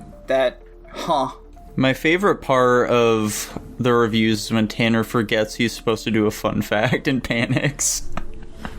Yeah, I'm sorry. Dude, it's okay. That's all gonna get cut out by the truncate silence, though, so now you look like the idiot, not me. Oh, bother. Holy smokes, he's right. Tanner, what did you think of this film? It sounded like you were the biggest hater. I am this film's biggest hater, almost assuredly. I'm sitting at a C. Fascinating. Dylan, how about you? Personally, I gave it a B+. Whoa. Jackson? I really enjoyed this film. I'm currently at an A+. Okay. I didn't like it nearly that much. I still enjoyed it a decent bit, though. I'm actually with Dylan on this one at a B+. Hell yeah. So, guys, I think it's time we talk about Kevin. What do we have to say? What's funny is, like, they actually don't really talk about Kevin all that much. Well, I don't know if we should really take the title super seriously, Tanner. I mean, I think we should. Just because we watched a movie called Flashpoint Paradox doesn't mean we gotta take this movie's title seriously. What the fuck? So my big negatives and why I'm such a big hater is I thought this movie was really boring. One big problem I had is I thought it showed its cards way too early. Like, you figure out, like, the whole thing is the kid's a school shooter, like, within the first 15 minutes. And then it feels like they're dragging out that reveal, even though you know it, like, right away. And I don't know why they did that. And the other problem is I have some real hard, like, believability issues with this one. Like, especially, like, the biggest one is him doing a fucking school shooting with a bow and arrow. I fucking called it that one of your biggest problems would be that aspect of the film. I unironically burst out laughing out loud when it was that shot of him fucking slinging arrows in that gym. It's just like, my suspension of disbelief could not keep up for that at all. And it's kind of a bummer because I think the ideas that this movie wants to explore are really interesting. And I wish this movie was better at actually exploring them than it actually is. What kind of ideas? Like what it's like to be a parent whose kid did this horrible deed, and you know what it takes to turn a kid into that kind of a person, stuff like that. Mental derangement. What's funny is I agree with pretty much every point Tanner said so far. I guess the movie just affected me differently. This was one of those movies where it's like, okay, we know some shit happened, but we're obviously starting at the beginning, so I think us knowing what happens isn't that big of a deal. I think what intrigued me with this movie was following along the journey to get to that point. Like, I was like, alright, what aspects of this woman's life is fucked up? And, like, why is she the way that she is? Why is her son the way that he is? I will say I was a little disappointed to find out, literally from birth, it was just some, like, mental derangement he has. There's nothing, like, from birth, he fucking hated her. And I think that was a weird approach, in my personal opinion. I don't know if I would have gone with that. It just feels so out of place. Now, granted, people can say this is unrealistic, this is realistic. In my opinion, anything's possible. I'm sure babies can be born hating their moms. The likeliness of it happening is whatever. But I guess what I liked is, yeah, the cat string theory of this movie where it's like, I know what's happening, I'm not interested in it, but I'm interested enough to keep chasing it. But yeah, I will agree, especially with the suspension of disbelief. There's just so much shit in this movie that I was like, okay, how realistic is this that happened? Was the hate and ridicule towards the mom unwarranted? Yes and no. Yes, because it's her child and she should have had it taken care of, but, like, no, because she tried her entire, like, life, as we were shown, to, like, connect with her son and, like, make her life better, and she just ultimately got, like, shut down at every opportunity in her life. Why the fuck did she only move to a different house in the same city? So she can be close to her kid in jail? She could move to a different city, or at least a different school district that's near the jail. Punish herself. True. That's kind of that like could be part of it. That's kind of like the other fucked up thing about it too. Is like, at first it could be like, why the fuck is she still here? Everybody hates her. Her son hates her. She has nobody left. But it's like that exact reason. It's like a double-edged sword where it's like the only thing she has left in her life is her son, despite, you know, how fucked up he is, how fucked up he made her life, and like how fucked up, you know, everything is. And I think that just goes to show, like, with her character, it's like the, what is it? What do they call it in Greek? The agape, motherly love. Like, it's just unconditional. She will always love him regardless of what he does. And I think, like, regardless of everything that happens in that movie, I think that is a really touching thing to think about at the end of the day. Where it's like, regardless of how she felt in the moment, at the end of it all, she's like, he's my son. I'm gonna keep trying to connect with him. Not only because he's the only thing I have left in my life, but also just because, like, it's a mother's job to take care of her kids. And I think that was a pretty stand-out message, personally. But yeah, still fucked up that fucking... What kind of baffled me is, like, obviously we get to the part where it's like the daughter's not around, the husband's not around. I had the assumption that the husband just, like, divorced and left. But why is the kid in jail? And that, like, I kind of suspected that at some point Kevin would kill the sister. Never did I actually expect for them to die the way they did, but also the dad dying. That was very out of left field, personally. Yeah, I was shocked by that, too. Not to say it doesn't fit, but shocked that it happened. I know I sound like I'm hating on this movie. I think the fact that this movie can make me I give credence to any movie that can make me be introspective and thoughtful about a movie. Everybody's very aware I don't do this. So I can appreciate the thought that this movie has in it, at least. So I'm gonna pass it off now, and I'm gonna continue the hating despite also giving it a B+. I do agree with Dylan and Tanner, the aspects of, like, it's way too obvious from, like, right off the get that Kevin's a fucking psychopath. I wish they would have been a lot more subtle with that, as well as just, like, how that develops, because, like, we don't really see Kevin develop into a psychopath. He just appears broken from birth. Like, the closest thing we get to it is when his mom breaks his arm at one point, but that, he's also like, already obviously rotten then, because that's like why she fucking breaks his arm, because he's a little shit, and fuck him. But, like, we also have a line later in the film where they're playing mini golf, and Kevin's like, where do you think I get this personality from? But also, throughout the film, we don't see that part of the mom at all. It's like, it was such a bad line. Like, to that point, we're always seeing her try and make an effort to be kind to Kevin and stuff like that. And, like, sure, there are times in which she's not being, like, as attentive and as loving as she could be, but she's obviously still, like, trying. We don't see her be, like, a shitty person like him. So it just kind of feels as though, like, by the end of the film, it's trying to convince us that it's telling a different story from what it did, which is something I didn't really like. It's like it was trying to fucking trick me. And I didn't see any of that shit movie, so why are you trying to do that? Like, the film is constantly trying to display that there are these parallels between Kevin and his mom, like, through, like, a bunch of imagery with, like, reflections and stuff like that, but we basically never see how they're actually alike in the film at all. And that's something that bothers me.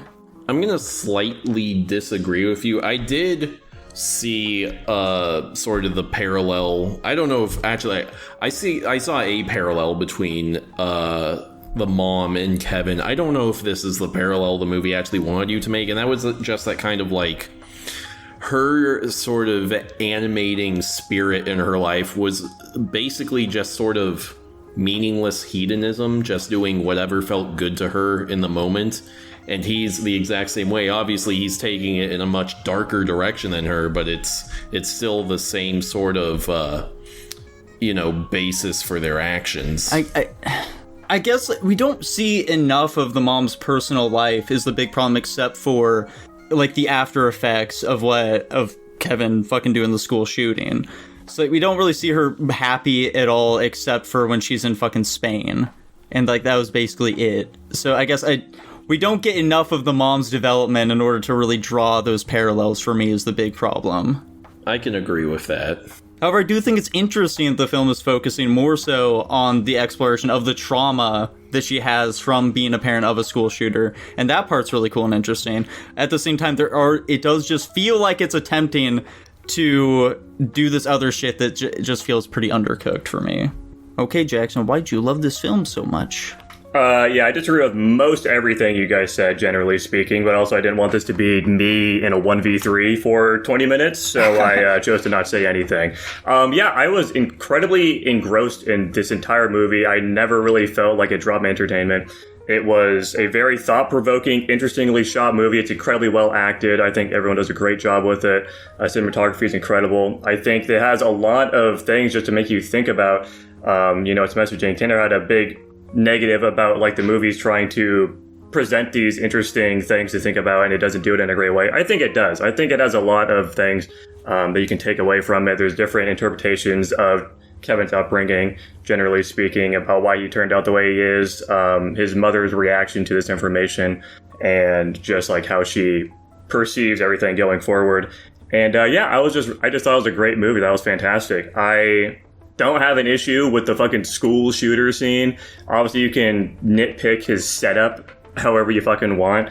At the end of the day, he's got a bow and arrow, and he's in an elevated space shooting fish in a barrel. I mean, I don't really have a fucking issue with that. He killed a bunch of people. We see it. I don't care.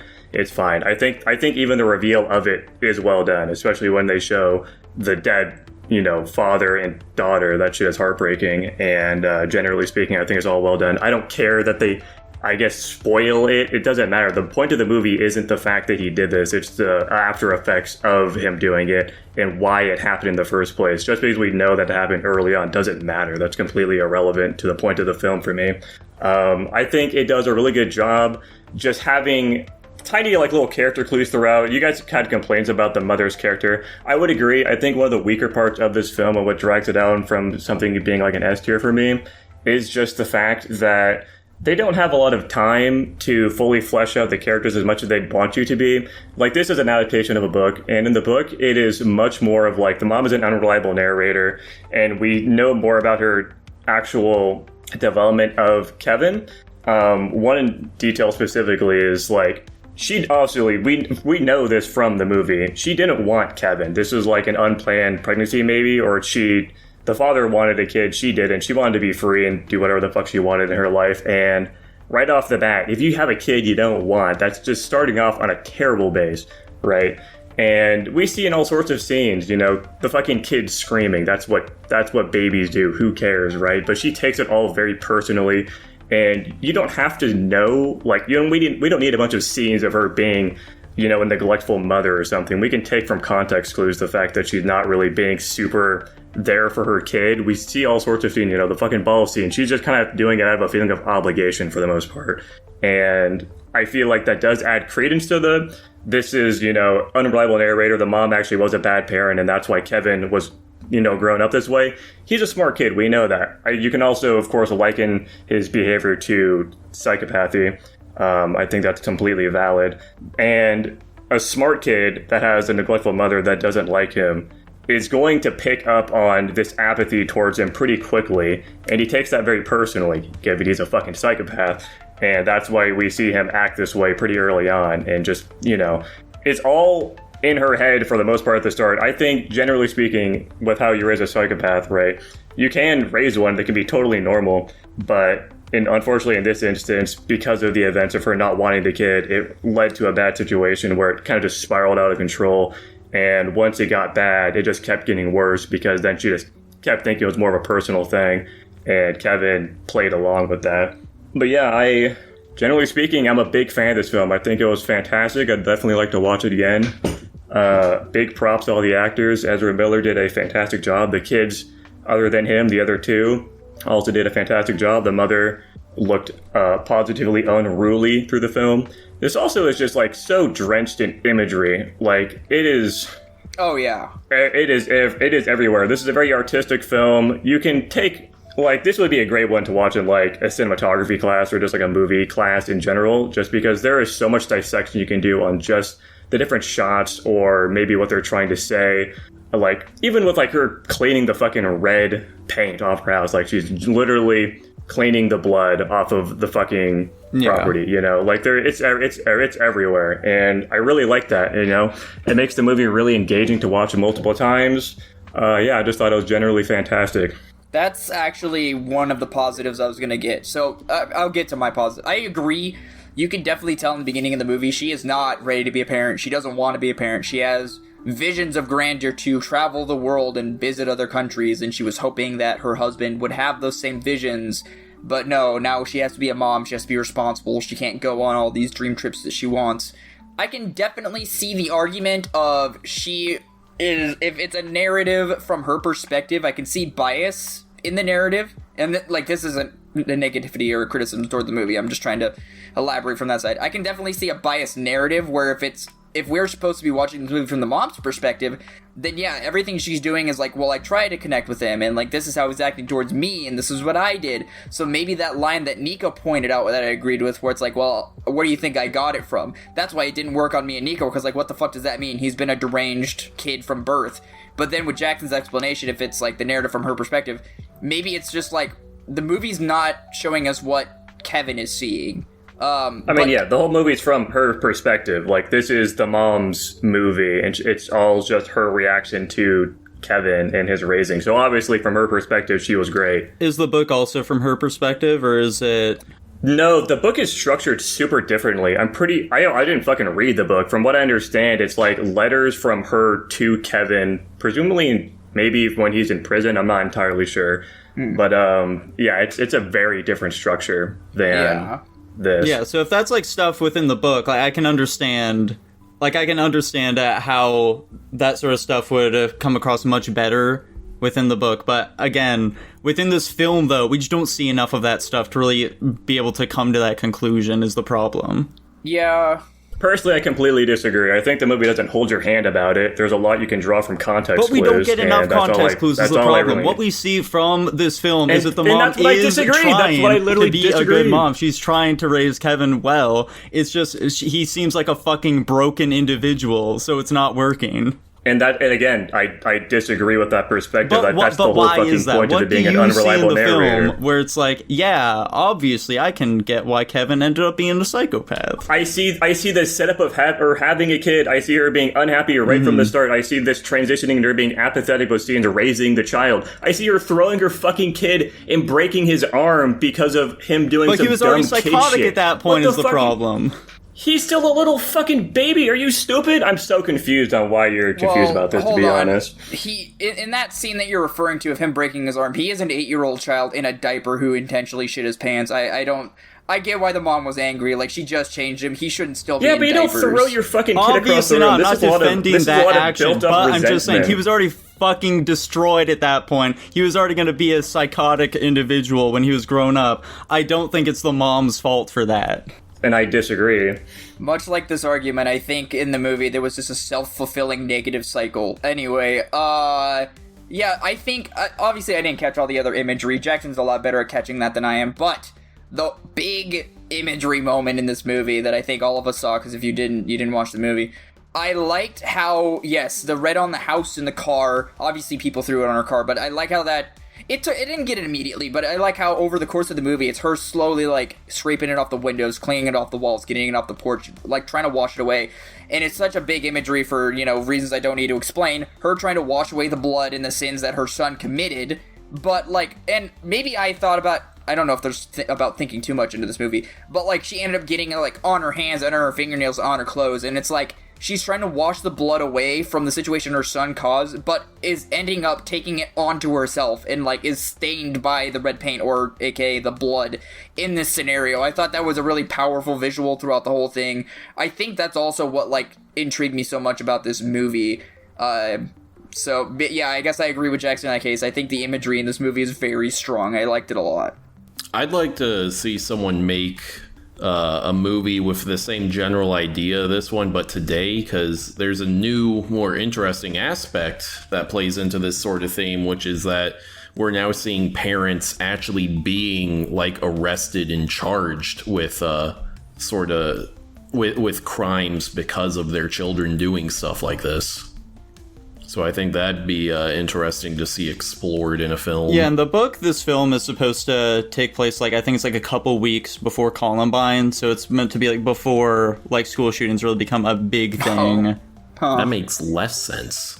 I'm pretty sure was it still a bow and arrow in the book? I'm pretty sure I can't even remember. Yeah. Do you know that? It was a crossbow. Oh yeah, it's a crossbow in the book, that's which right. Which is even dumber. How's that dumber than a bow and arrow?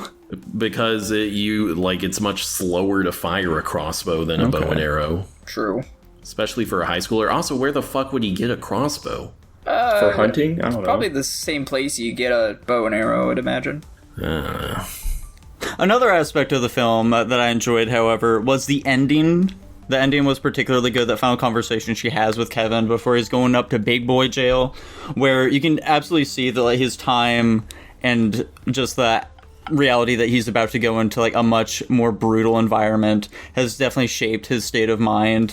He's had a lot more time to reflect on what he's done, and, like, as they're, like, hugging and you see him, like, he's, like, kind of moving his mouth, like, he's trying to get something out, and it almost looks like he's trying to say, I'm sorry.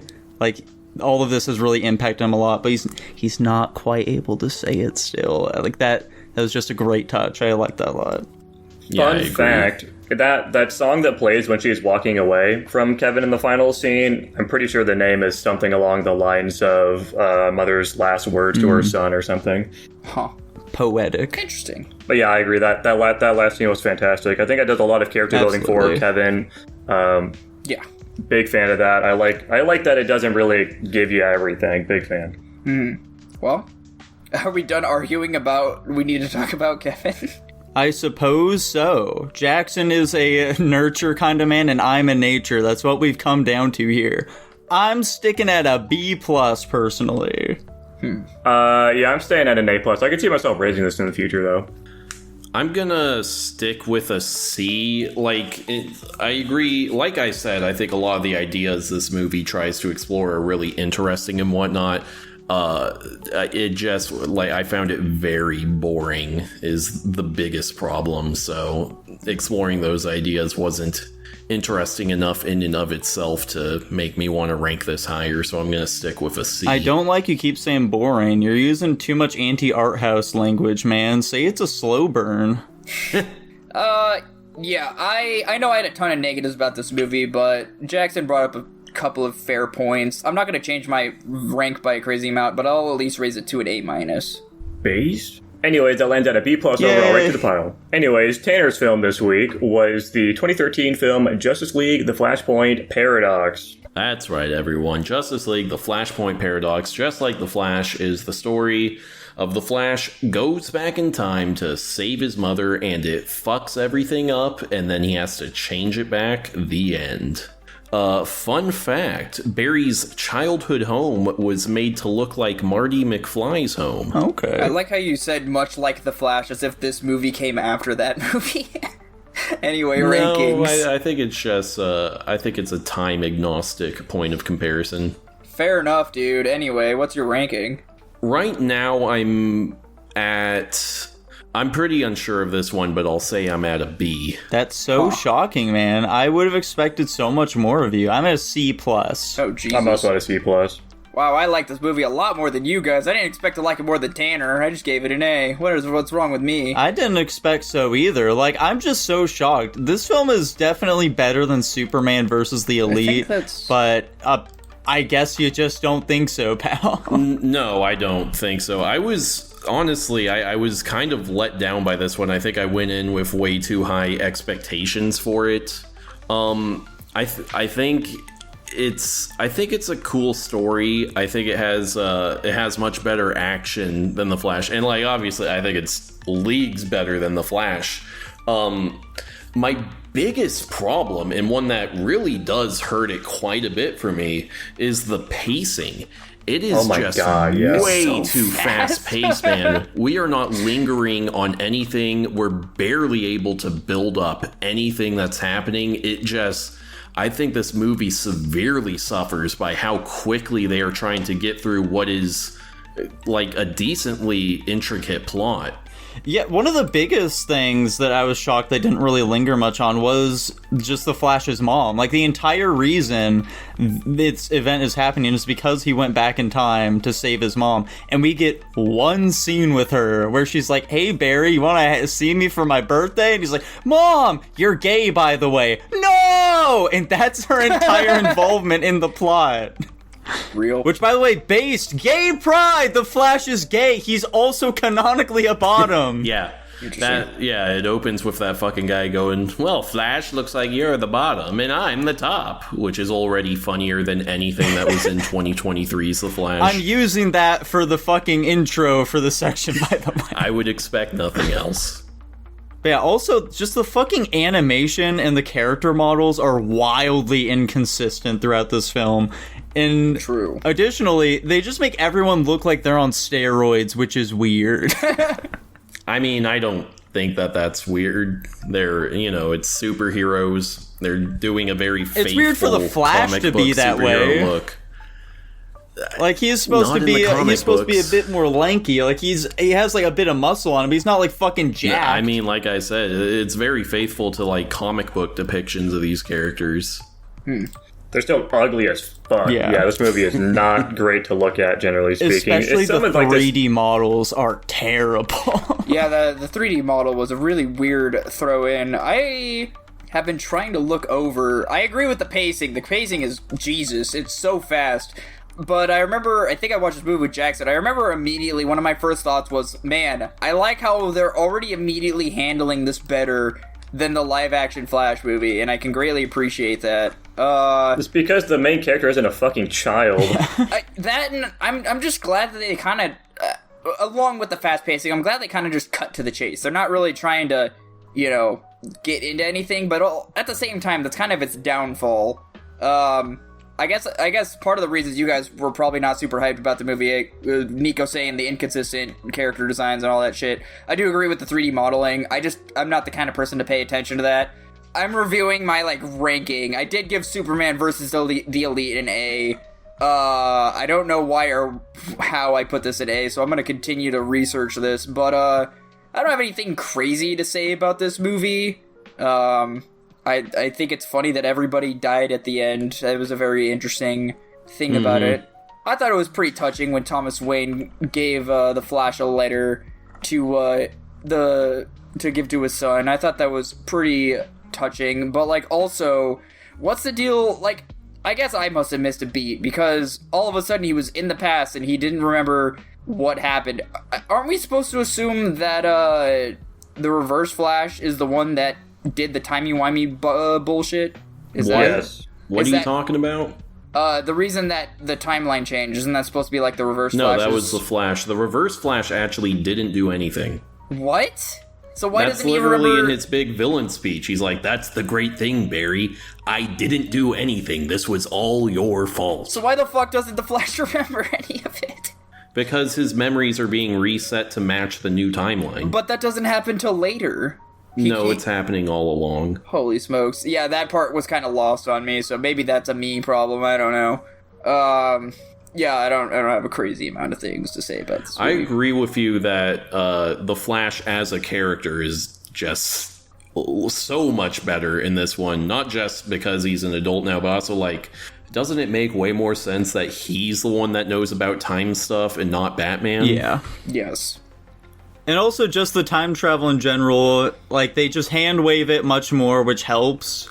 But also, just their explanation makes more sense. Yeah, they don't try to really explain it at all. Yeah, they're just like, you created a time boom, Flash. It makes everything shift just a little bit. But just that little bit can be enough for major repercussions. I'm a big fan that it is, like, it's not, like, massive differences in the characters, too. Like, you guys... Tanner specifically said that this was just or the Flash was an adaptation of this movie, and I did not realize how direct of an adaptation it was. And yeah, no, just like the way they all even do the characters in the timeline, so much better than the Flash. It's fucking insane. Oh, easy. Yeah. And even just the main conflict is so much more interesting than, do you remember Man of Steel? We're gonna fight Zod again.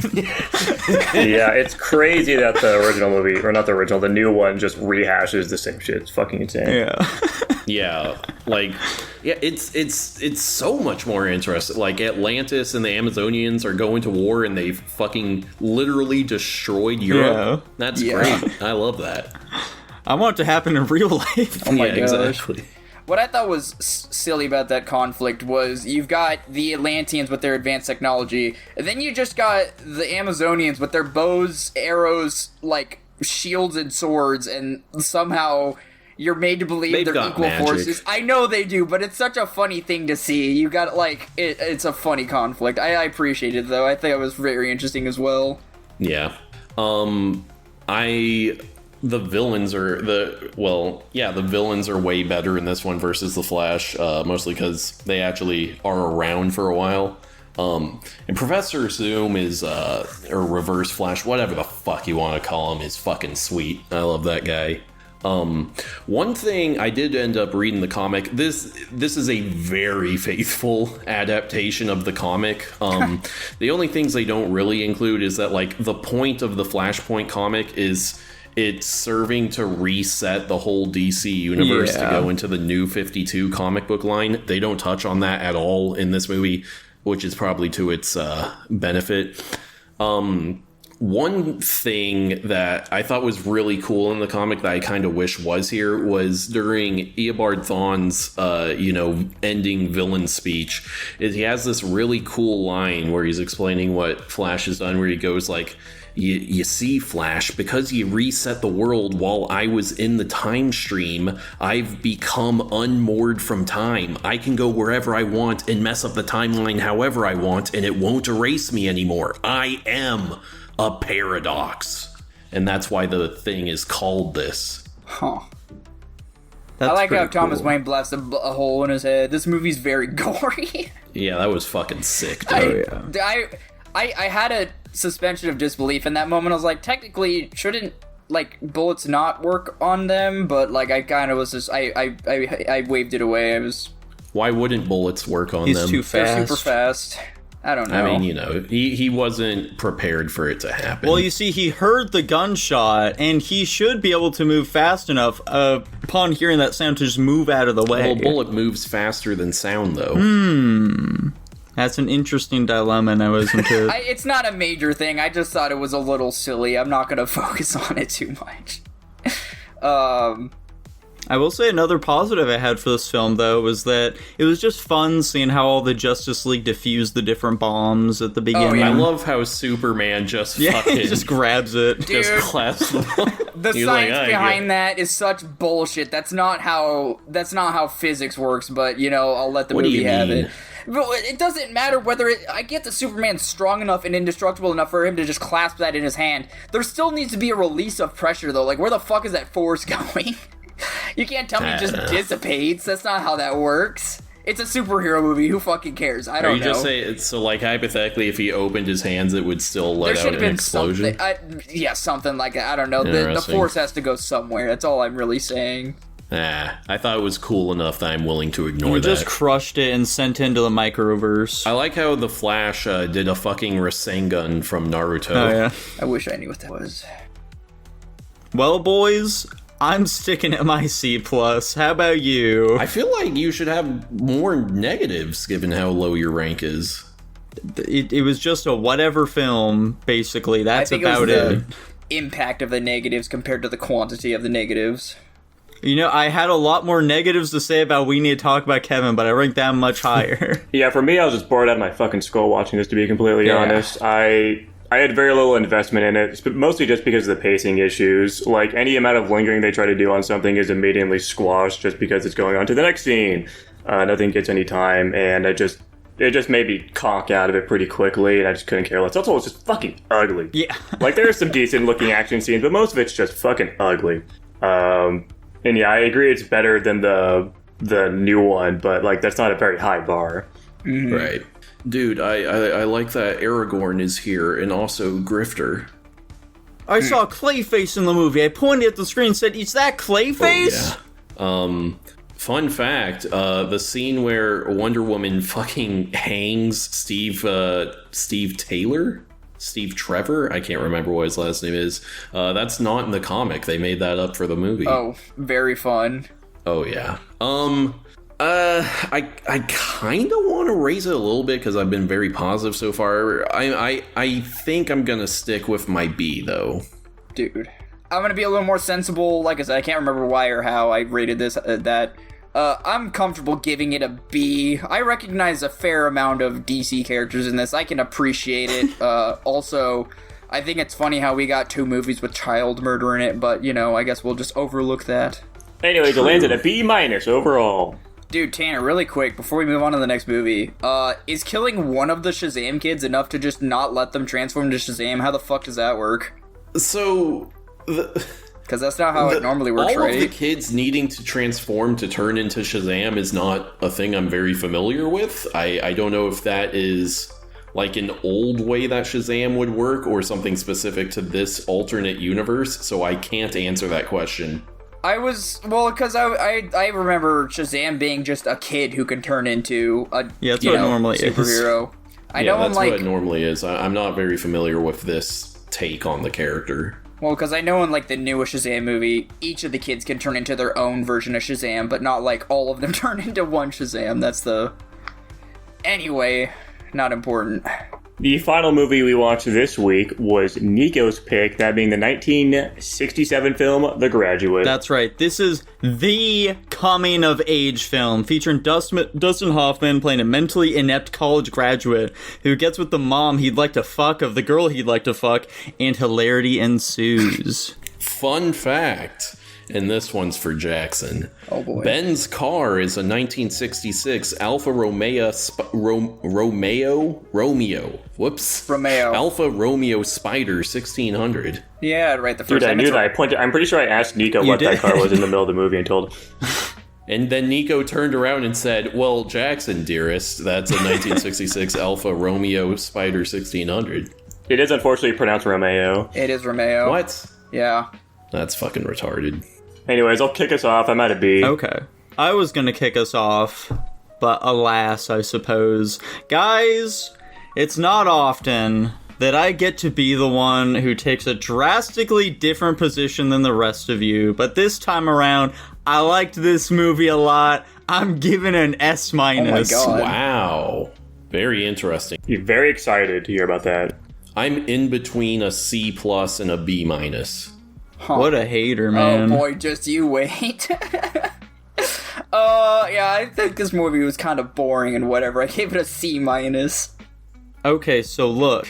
This is a pre-70s film, and generally older films do not have a great track record with a good number of us, as we can obviously see here. But I'm shocked at how well this film stood the test of time. Like, there's a lot that people talk about in regards to this film. This is a very beloved film. You guys are gonna be crucified. However, other people tend to talk about, like, the themes and such of the film, about, like, you know, the way in which it portrays young adulthood and drifting through life, not knowing what you want to do, but, like, Dustin's character in this movie was so cartoonish that none of those elements really worked for me. The fact of the matter is that this film is a fucking riot, and the funniest film that we have seen in any of our reviews. I was just fucking dying throughout it. Glad to hear it, yes. I don't know, I unfortunately compared his character to that of the Rayman from Rain Man. You're not the first to do so. He just acted the same.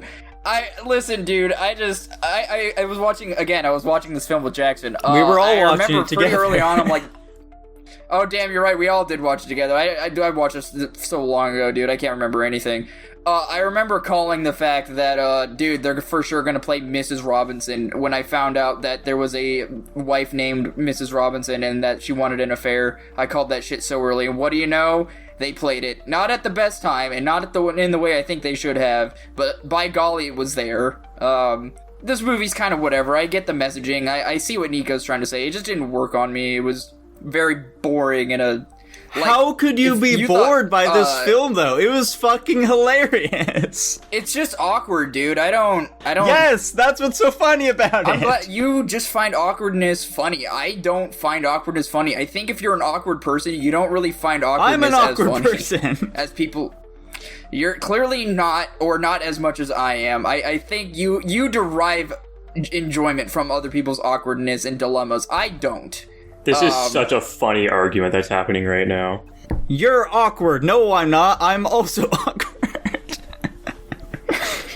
Yeah, Exhibit A. But regardless, I don't know. It's just... It was too much of a slow burn. It wasn't super engaging. It was fine. Like, I did chuckle a few times, but to say I was busting out laughing would just be a total lie. I don't think this movie was all that funny, quite frankly.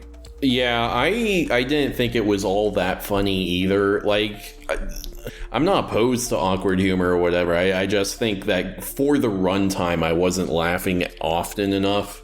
My other problem with this film, especially, was like the second half.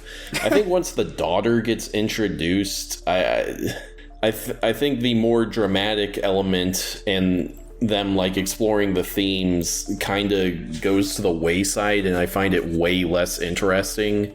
And the ending especially I thought was really rushed, and I wasn't a huge fan of it. The ending was so funny, Bad though. ending, dude. Oh my god.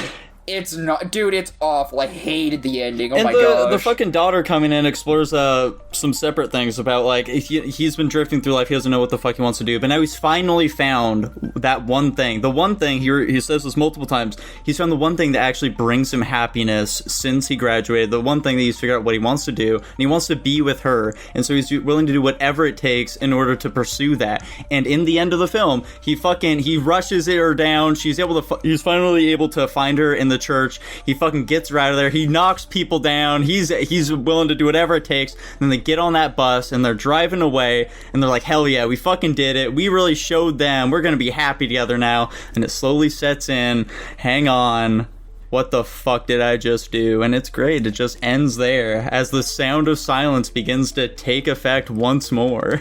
Very funny. Honestly, their use of that song was funnier exactly, than any it of was the so jokes funny that it was to in me. this film.